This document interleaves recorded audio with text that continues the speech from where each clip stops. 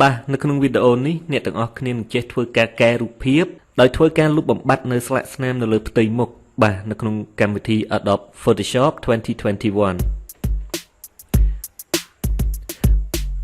បាទមុននឹងធ្វើការកែ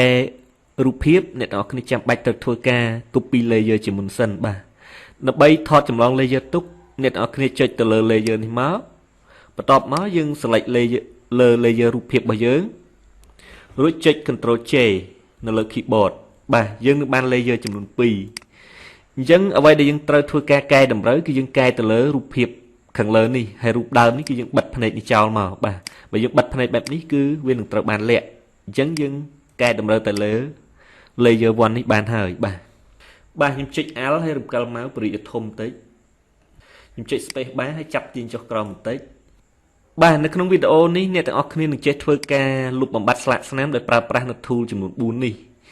ទី1គឺ Spot Healing Brush Tool ដើម្បីធ្វើការពង្រីកឬក៏បង្រួម circle នេះអ្នកទាំងអស់គ្នាអាចចុចឃ្នាបបើកឬក៏ឃ្នាបបិទបាទឃ្នាបបើកគឺព្រមហើយឃ្នាបបិទគឺព្រីកអញ្ចឹងយើងព្រីកវាធំល្មមមកបាទប៉ុណ្ណេះចុះដើម្បីលុបបំបាត់ស្លាកស្នាមគឺយើងគ្រាន់តែអូសពីចំណុចនៅក្បែរនឹងមកហើយដាក់ពីលើអញ្ចឹងមកអ្នកទាំងអស់គ្នាបាទវានឹងត្រូវបានបាត់បែបនេះឯងបាទហើយ tool ទី2គឺឈ្មោះថា Healing Brush Tool មួយនេះគឺទាមទារអ្នកទាំងអស់គ្នាធ្វើការថតចម្លងផ្ទៃដែលមានពណ៌ស្តៀងគ្នាយកមកដាក់ពីលើបាទឧទាហរណ៍ដើម្បីចម្លងពណ៌មកដាក់បិទកន្លែងនេះគឺយើងអត់ចម្លងលើសក់ឬក៏លើអាវពណ៌ខ្មៅទេគឺយើងត្រូវចម្លងពណ៌សាច់ដែលនៅក្បែរគ្នានឹងបាទអញ្ចឹងដើម្បីចម្លងពណ៌គឺយើងចុច key Alt ឲ្យជាប់រួច click មួយដើម្បីចម្លងពណ៌នៅត្រង់នេះរួចយើងចុច click បិទទៅលើស្លាកស្នាមរបស់យើងនឹងមកបាទបែបនេះគឺបាត់ហើយនៅត្រង់នេះមួយទៀតគឺចម្លងពណ៌នៅក្បែរនឹងមកចុច Alt ចម្លងពណ៌រួចចុចបិទវាពីលើបាទវានឹងត្រូវបានបិទត្រង់នេះមួយទៀតចុចចម្លងពណ៌ចុច Alt រួច click លើវាមកបាទវានឹងត្រូវបានបិទអ្នកទាំងអស់គ្នាមិនអាចចុចចម្លងពណ៌អាវពណ៌ខ្មៅនេះយកមកដាក់បិទលើនេះទេបាទវានឹងមានស្នាមបតិបតៈអាក្រក់មើលបាទខ្ញុំចុច Ctrl Z back វិញចុច space bar ចាប់ទាញចំកណ្ដាល tool ទី3គឺមានឈ្មោះថា patch tool បាទរបៀបនៃការប្រើប្រាស់ patch tool គឺអ្នកទាំងអស់គ្នាត្រូវធ្វើការគូសរង្វង់ទៅលើស្លាកស្នាមបាទយើងធ្វើការគូសជុំវិញបែបនេះមកបន្ទាប់មកយើងធ្វើការអូសវាចាប់ទាញទៅដាក់ពណ៌ផ្ទៃណាមួយដែលមានលក្ខណៈស្តៀងគ្នាយើងអាចអូសមកដាក់ក្បែរនេះមកបាទខ្ញុំចាប់ទាញយកមកដាក់ខាងនេះនោះវានឹងត្រូវបានជំនួសដោយផ្ទៃសាច់នៅខាងនេះបាទ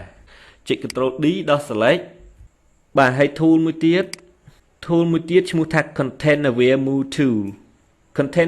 Tool នឹងវាបញ្ច្រាស់ពី patch tool ទាមទារឲ្យ select លើរូបប៉ុន្តែ Container Move Tool គឺទាមទារឲ្យ select លើផ្ទៃណាដែលស្អាតហើយយកទៅដាក់បិទពីលើវិញឧទាហរណ៍យើងចង់កែលើរូបនេះបាទខ្ញុំគូនៅផ្នែកខាងក្រៅបែបនេះរួចចាប់វាទៅអូសដាក់លើនេះមកបាទ double click លើវាមករួចចុច Ctrl D ដើម្បីដោះ select បាទវានឹងត្រូវបានបាត់អានេះដូចគ្នាបាទចាប់ដាក់អូសពីលើ double click ចុច Ctrl D ប៉ុន្តែនៅការប្រើប្រាស់ container វានេះគឺវាអត់សូវស្អាតប្រហែលទេបាទចាញ់ patch tool ទេបាទយើងអាចប្រើនេះទៅល្អជាងវាអត់សូវមានស្នាមអូសហើយគឺស្អាតតែម្ដងបាទបែបនេះបាទចឹងចំណោម tool ទាំងអស់ហ្នឹងអ្នកទាំងអស់គ្នាប្រើមួយណាក៏បានដែរតែខ្ញុំប្រើ patch tool ព្រោះវាស្អាតជាងគេប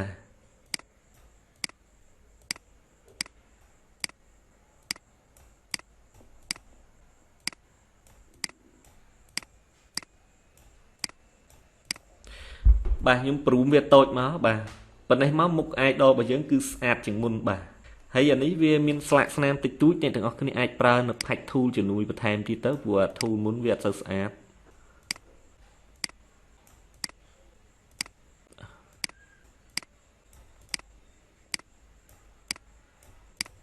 បាទប៉ុណ្ណេះមកគឺស្អាតហើយបាទចំណុចមួយទៀតខ្ញុំសូមបង្ហាញនៅត្រង់ layer នេះនៅក្នុងករណីដែលយើង design ទៅវាបតាវាអត់ស្អាតហើយយើងអត់អាចប្រើការបានយើងអាចលុបវាចោលទៅបាទលុបរូបខាងលើនឹងចោលទៅយើងជំនួសនៅរូបខាងក្រោមនេះវិញអានេះគឺជារូបដើមយើងអាចទុក edit នៅពេលក្រោយនៅក្នុងករណីដែលយើង edit ឥឡូវទៅវាខូចបា